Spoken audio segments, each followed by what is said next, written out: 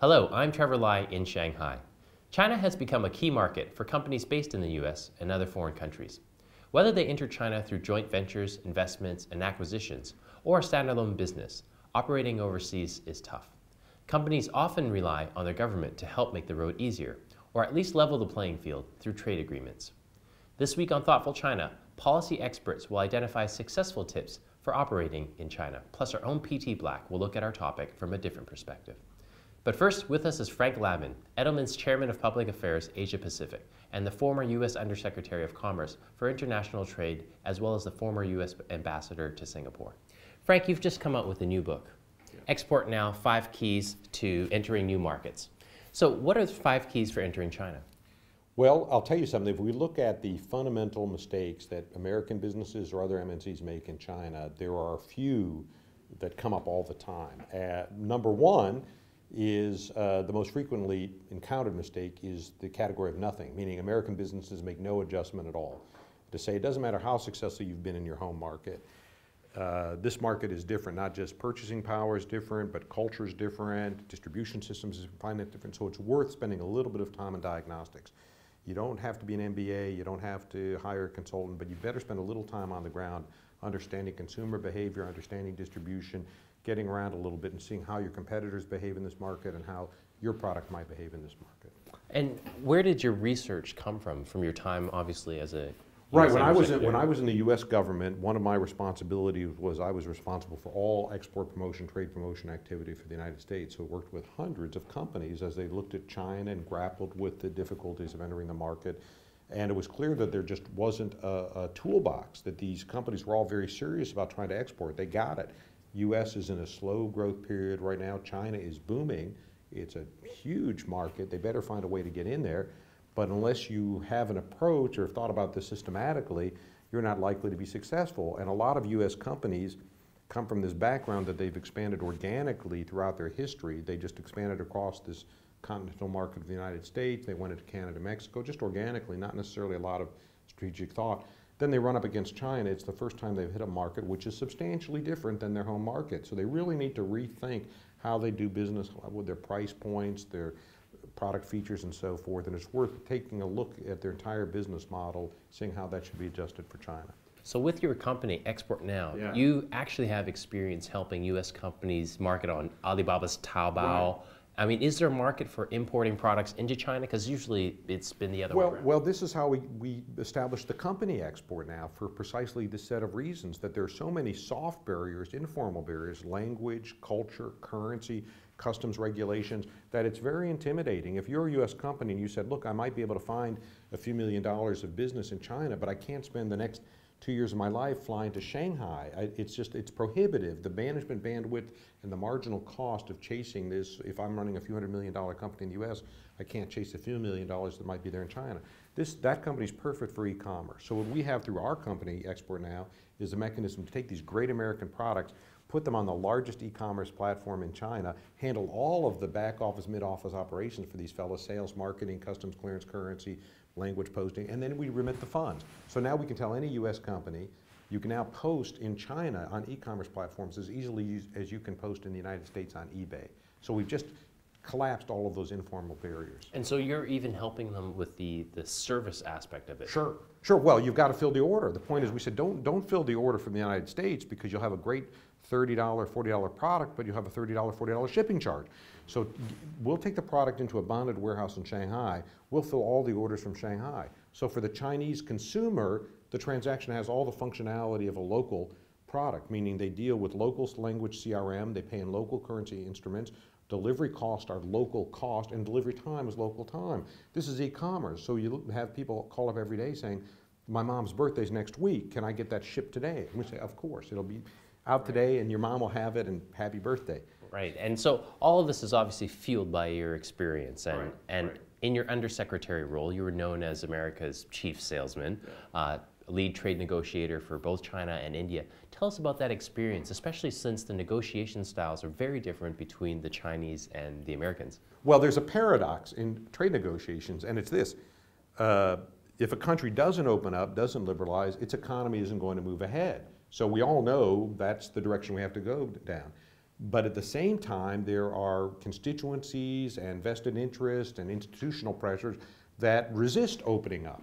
So it's important in the course of any American liberalization where we say we're doing the right thing, we're moving ahead, we're lowering tariffs, that we can also point to a counterparty and say, but don't worry about it because China is going down the same path.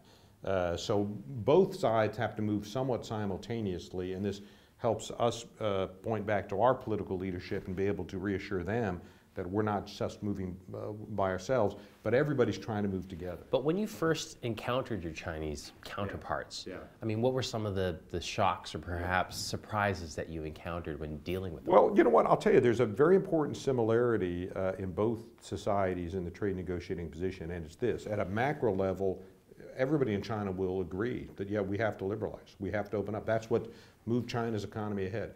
But at a micro level, as soon as you get to specific ministry or product, of course, people say, well, not that one, not that one. But by the way, you have the same point in the United States, that we all know we have to open up to move ahead. But when you start identifying sectors that are inefficient, people get sensitive because there's a political rationale. But how do you get over that? Well, you get over that by aggregating, by bundling, to say, well, look, we know there's going to be a little bit of dislocation here. We know that there's some bad news here, but we also know the good news outweighs the bad news. So we've got a package. We've got a package where both sides are going to have a little bit of discomfort in some respects, but a lot of good news as well. Indeed, if you look at what's happened in general to the U.S. economy over the last 30 years, and certainly to the Chinese economy over the last 30 years, there's been enormous growth in personal income and economic development and so forth. And can you give us a specific example of a negotiation where you were really surprised and perhaps impressed with how the Chinese negotiated on their behalf with you and your team? Well, I'll tell you what is impressive to me about the Chinese side, and this is a element of negotiations I think is pretty persistent, that the Americans tend to have a time horizon which is much shorter focus on time, and the Chinese perspective of the process of negotiations is much longer skewed, and I think that does give them advantages in some respect, because if they don't have maybe a ready constituency or immediate political pressure to come to a resolution, they can take a more judicious view in some respects, whereas the Americans always seem a little eager, a little hungry to get to that solution. By the way, it doesn't always help the Chinese to have that, but it's certainly a difference in philosophy or different in viewpoints. How has U.S. policy towards China changed since President Obama took over? Well, I'm not a spokesman for the administration. I would say this, though. If we look at the modern era of U.S.-China relations, say from the Nixon to China moment, we've just crossed 40th anniversary of that. So that's 8 U.S. presidents across the political spectrum, different political parties. There's a high degree of continuity. There's always differences, but there's been twin pillars of that relationship that have persisted over 40 years, Trevor. One is the policy of engagement, which was quite radical when first proposed because there was sort of a Cold War relationship with China. So the view was that regardless of what issues or problems there were in the bilateral relationship, connecting with China was going to improve the situation. And we can't establish a relationship on the basis of the thermometer level. We have to say wherever we are on that thermometer level, let's engage and we're going to improve. So that engagement policy has held for 40 years through all sorts of turbulence in relations. And the other pillar was respect for China's one China policy, that we've never sought to undermine or alter that one China policy. So that's a core interest of China. But so those two twin pillars have held across 40 years. Now what's happened in the last few years is I think China's cumulative economic success has given a greater political reach, and that eventually translates into military reach as well, so that has stronger regional repercussions. So China is now playing a broader regional role than at any time in the modern era, and how China defines its role is important to its neighbors, it's important to the United States as well. I think we're just going through that process in the early days of it. And beyond the regional role to a global role, Sure. Do you think in our lifetimes the US dollar could be replaced by the yuan as a global currency? Well, remember, it's Beijing, it's Chinese leadership that sets the pace for this. And I think they've done a good job of incremental liberalization so far, but they clearly have an appetite for step-by-step approach. I mean, they're not in a hurry to give a positive answer to this question, but I think you'd say at some point they want the currency to be fully convertible and be a leading international currency. But I think we're going to see liberalization continue on a step-by-step basis for at least 10 years. So it will be at least a decade before we get to a fully convertible account, in my view. But given your choice today, Right. which currency would you choose to put your own savings? What? Well, there's just simply more US dollar instruments. I mean, if you want breadth of instruments, if you were looking at equities or bond or petrodollars or any other kind of asset classes, you simply have more availability in dollar instruments than renminbi instruments. So how do today's trade agreements between China and the U.S. affect how MNCs do business here, especially the ability to import and export? Oh yeah, no question. Look, it's been an enormous period of liberalization and openness and improvement. Sometimes our appetite or human beings being is there, sometimes their view is, well, we haven't gone far enough or fast enough. Maybe so, but that's human nature. But if we look at what's going on, this is now one of the top trade relationships in the world. China is U.S.'s second largest export market, only after Canada. So it's a huge trading relationship. And you're right that trade and investment tend to go in lockstep, meaning companies can only invest in these other markets if they can bring in parts and supplies and ancillary products. And so China's increasingly had an open investment regime and an open trade regime, and this has helped promote the Chinese economy. I'd say the same thing on the U.S. side as well. We're increasingly open to investment and imports from China as well. And in your past role, did you have cases where you had to help perhaps enforce the honoring of these trade agreements? Oh yeah, I would say there's probably 80 or 90% of trade takes place on a non-controversial basis, but probably 10%. We have, one of my responsibilities on the U.S. side is enforcing U.S. anti-dumping countervailing duty laws.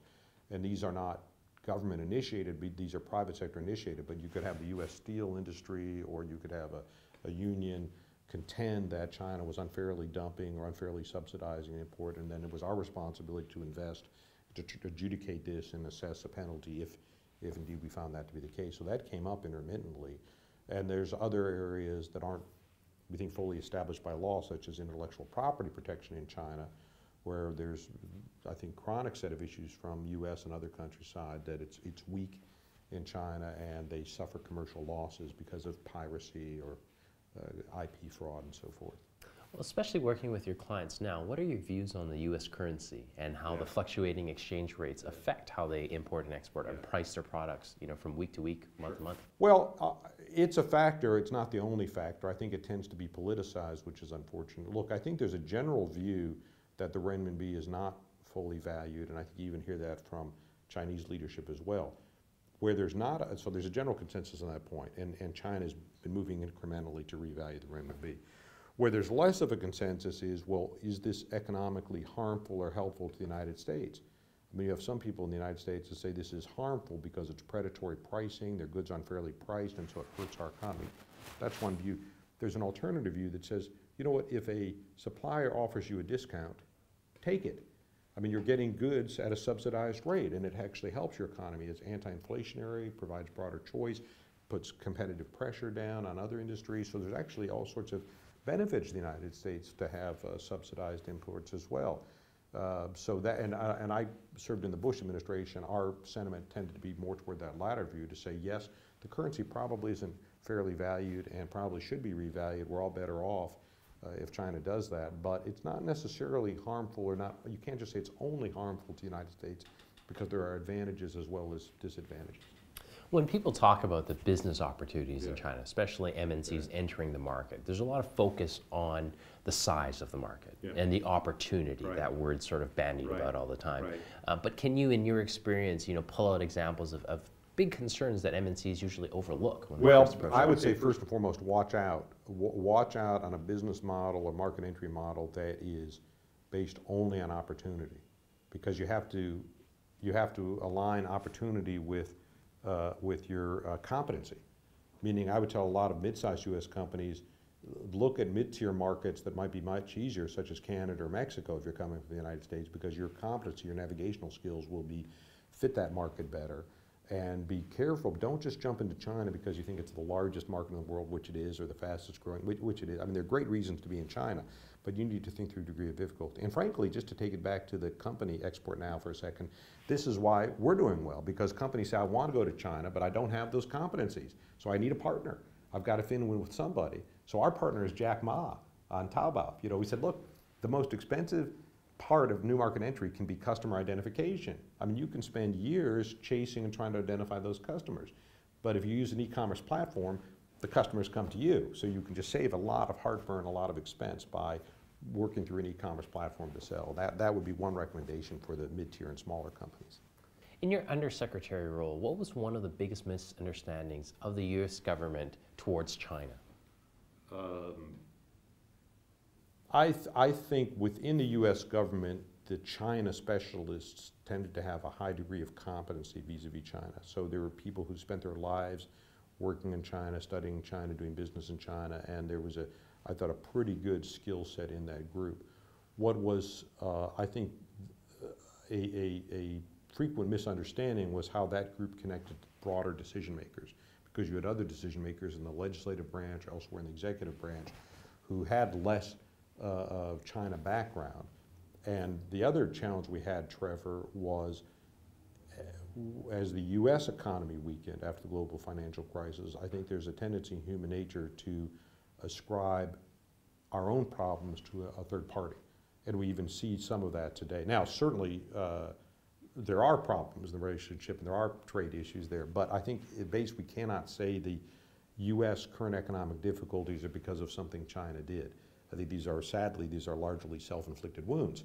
But nonetheless, human nature is such that we have to say, if I've lost my job, it must be because China did something, and you hear that, and that's unfortunate in two levels. One, we're criticizing a country with no basis, but two, you're not undergoing the self-examination and self-reflection. You need to actually fix the problem. So that's unfortunate when that enters the discussion, but it does happen sometimes. Tell us something we don't know about how U.S.-Sino trade negotiations are conducted. Well, I would say they are complicated, they are multifaceted, they are long-term, and they are a bit of a grind. They are a bit of a grind. And both sides have huge sprawling governments with a range of decision makers who get involved in these decisions. So a lot of what we're doing in negotiations, and this might be in the category of something that's not generally perceived, a lot of what we're doing in negotiations, the process of negotiations, is actually communicating internally, using the process of negotiations to educate and build consensus on our side. But the Chinese have to do it on their side, and we have to do it on our side as well. Because at the end of the day, we're going to have some kind of outcome which improves the general situation, but might not help every single industry in the same way, and there might be some that aren't particularly helped by this round. So building that consensus and shaping an acceptable outcome that sort of maximizes economic welfare for the United States is a huge part of the process, and then lining that up against the Chinese side so that they say, well, we need to do the same thing. We need to have progress, and we need to be able to point to steps ahead from our perspective as well, so that everybody comes out ahead and it's a win-win. That's the complexity of the initiative. Great. Thanks, Frank. Trevor, thank you. Now we'll hear from P.T. Black on how multinationals can succeed in China.